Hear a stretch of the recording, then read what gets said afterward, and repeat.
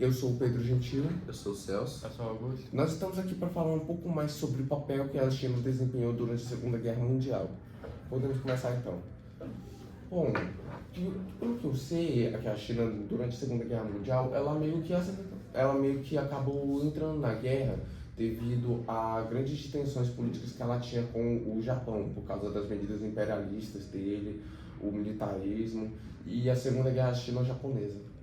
A Segunda Guerra China-Japonesa foi uma guerra que resultou no medo que até hoje a China tem do Japão e os rancores que a China tem do Japão.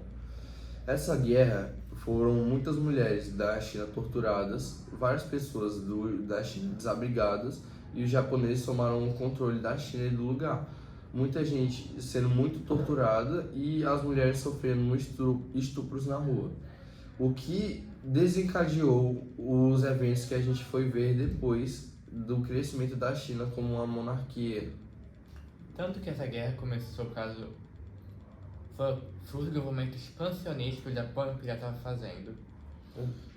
Pode falar. E por que essa guerra sino-japonesa aconteceu? Ela foi principalmente por causa que o Japão, eles criaram uma grande história para começar essa Segunda Guerra Sino-Japonesa com o incidente da ponte do Marco Polo. E eles chegaram na China, começaram a invadir o território e como o Japão estava ao lado do eixo durante a Segunda Guerra Mundial, a China entrou na guerra ao lado dos aliados, juntamente com a União Soviética, Estados Unidos, Reino Unido. Então, a China, como já tinha grandes problemas com o Japão, eles meio que foram incitados a entrar ao lado dos aliados.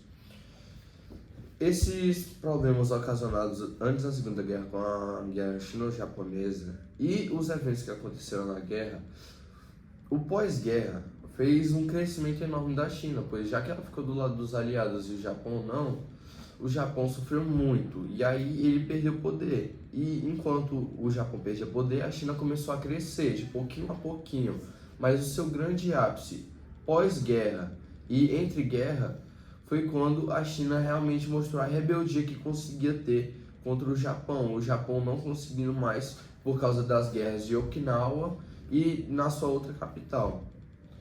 Tanto que a China, por ter caído aliados no futuro, acabou sendo vencedora da ONU, o que hoje dá até ela mais poder que outros países.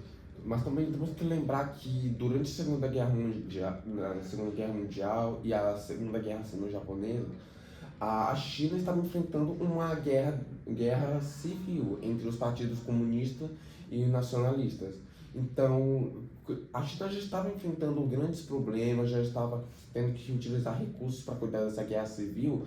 Então, por isso, ela teve mais dificuldades para conseguir ter um bom desempenho na Segunda Guerra Mundial. Porém, ainda assim, a China foi muito importante em barrar o avanço do Japão em território asiático e, consequentemente, europeu. Países que apoiaram essa mudança e essa ditadura, que não era uma ditadura, mas isso é uma troca de partidos políticos, foi a Índia, que apoiou a China nessa mudança de partidos. Tanto que a relação entre Índia e China, por mais que seja muito antiga, aumentou muito mais nessa época de guerra, nessa troca de partidos.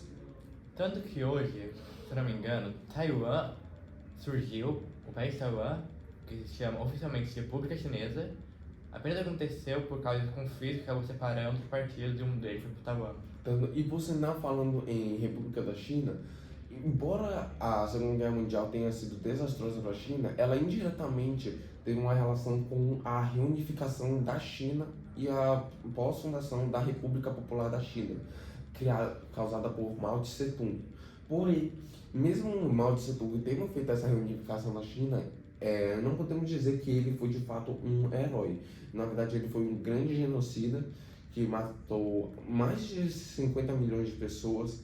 Então, mesmo que a China tenha se reunificado durante a Segunda Guerra Mundial, tenha resolvido a parte dos conflitos internos, mesmo assim a China ainda sofreu danos com as consequências da Segunda Guerra Mundial. E muitos anos, por causa que já que foi pós uma guerra sino-japonesa e além da entrada de Mao Tse Tung, que por muitos lá são considerado herói, isso foi só uma limpeza do nome do ditador. Mao Tse Tung, que hoje em dia, se você falar dele lá na China, pode ser considerado até crime, mas na época ele fez um genocídio enorme com as pessoas que estavam na China. E ele realmente ele reunificou a China, mas mesmo ele reunificando, ele quebrou um pouco mais o país na época, mas só que mesmo assim fez o país subir de novo. Mas ainda temos que levar em consideração que a China já era um país, como posso dizer assim, um país fragmentado, pois elas estavam em um período governado por senhores da guerra, que era um período em que a China tinha se dividido em algumas regiões autônomas que eram lideradas por um senhor da guerra. Então, mesmo a China sendo um país, ela estava fragmentada em várias nações